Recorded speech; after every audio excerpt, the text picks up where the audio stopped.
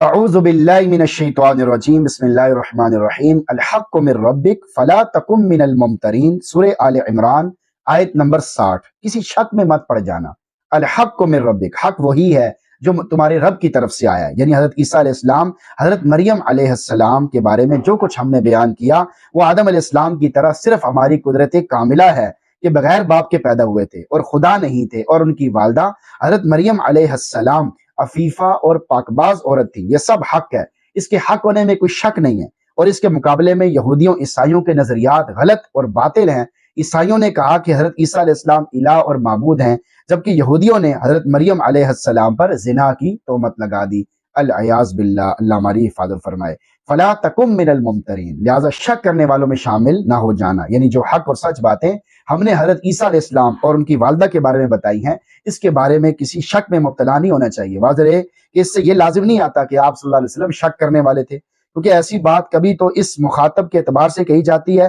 جس میں شبہ کرنے کا احتمال ہوتا ہے، اور کبھی مخاطب میں شبہ کرنے کا احتمال تو نہیں ہوتا، لیکن خود مضمون کے مؤکد اور عظیم الشان ہونے کی وجہ سے ایسی بات کہی جاتی ہے۔ مثلا کسی اہم تقریب کے انتظام میں اپنے قابل اعتماد آدمی کو کہ جس سے سستی کرنے کا اندیشہ ہی نہیں ہوتا، اس کو بھی صرف انتظام کی اہمیت کی وجہ سے تاکید کی جاتی ہے کہ سستی نہ کرنا۔ آیت کا میسج آپ کے نام، اس میں ذرا برابر شک کی گنجائش نہیں ہے۔ یہ 100% حق اور سچ ہے کہ جس میں ذرا برابر بھی شک کرنے کی گنجائش نہیں ہے کہ حضرت عیسیٰ علیہ السلام اللہ رب العزت کے پیغمبر تھے، اور حضرت مریم علیہ السلام ان کی والدہ تھیں۔ مسلمانوں کو مخاطب کر کے عیسائیوں کو سنایا گیا کہ وہ بھی حضرت عیسیٰ علیہ السلام کے بارے میں ہر قسم کے غلط عقائد نظریات کو بالکل چھوڑ دیں۔ اب مسلمانوں کی یہ ذمہ داری ہے کہ وہ عیسائیوں کو بڑی حکمت، نرمی، پیار سے یہ حقائق و معارف سمجھائیں جو قرآن کریم نے چیلنج کے طور پر پیش کیے ہیں کہ حضرت عیسیٰ علیہ السلام اللہ کے بندے اور نبی تھے۔ اللہ تعالیٰ ہم سب کو توفیق نصیب فرمائے۔ تو ان عیسائیوں کو، غیر مسلموں کو بھی پیار سے سمجھانا، ان کے پیچھے پیچھے پھرنا، ان کے لیے دعا کرنا،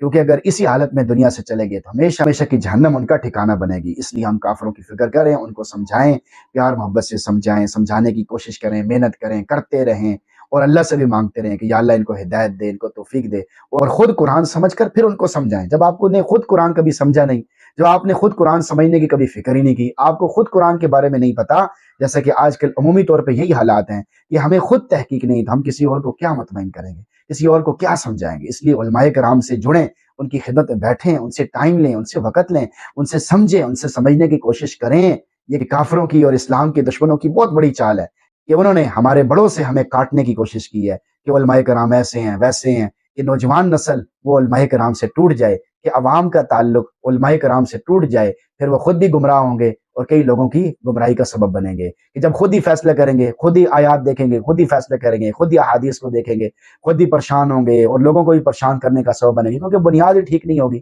بنیاد تو تب ٹھیک ہوگی جب علماء کرام سے آپ جڑیں گے، ان سے تعلق اپنا بنائیں گے، اور تنقیدی نظر سے نہ دیکھیں، ہر ایک کو تنقیدی نظر سے ہر وقت نہ دیکھتے رہیں۔ تحقیق کا جو حیضہ ہوتا ہے نا، یہ صحیح نہیں ہوتا۔ بعض لوگوں کو تحقیق کا حیضہ ہو جاتا ہے، بس اس کو بھی چیک کرنا ہے، اس کو بھی چیک کرنا ہے۔ بھائی تحقیق کرنے کا شوق بڑی اچھی بات ہے، تحقیق کرنی چاہیے، لیکن ہر وقت اسی فکر میں پڑتے رہنا اور تنقیدی نظر سے دیکھنا اور تنقیدی لہجہ بنانا، تنقیدی انداز بنانا، آپ اس طرح بات کریں گے تو پھر آگے سے آپ کو ہر کوئی صبر کرنے والا تو نہیں ہوتا، آگے سے پھر آپ کو اسی طرح کے جواب ملیں گے، پھر آپ کہیں گے یار ایسا تو نہیں ہونا چاہیے، ان کو تو ایسا نہیں ہونا چاہیے، ان کو تو فرشتوں جیسا ہونا چاہیے، ہم جو مرضی ان کو کہیں گے، آگے سے ہمیں آرام سے بتائیں، آرام سے سمجھائیں، تو ایسا نہیں ہوتا۔ اگر آپ سمجھدار ہیں اور صاحب علم ہیں اور پڑھے لکھے ہیں تو آپ ان کی خدمت میں بیٹھیں، علماء کرام سے سمجھیں، مفتیان کرام کے پاس جائیں، ان سے دین کے مسئلے پوچھیں اور اچھے لہجے میں پوچھیں، بار بار پوچھیں، تفصیل پوچھیں، ان کی خدمت میں بیٹھتے رہیں۔ انشاءاللہ آپ کو حق بات معلوم ہو جائے گی، آپ کے علم میں اضافہ ہوگا، عمل میں اضافہ ہوگا، آپ کو توفیق ملے گی، ورنہ آپ تنقید ہی کرتے رہیں گے۔ تنقید کرنے سے کیا ہوگا؟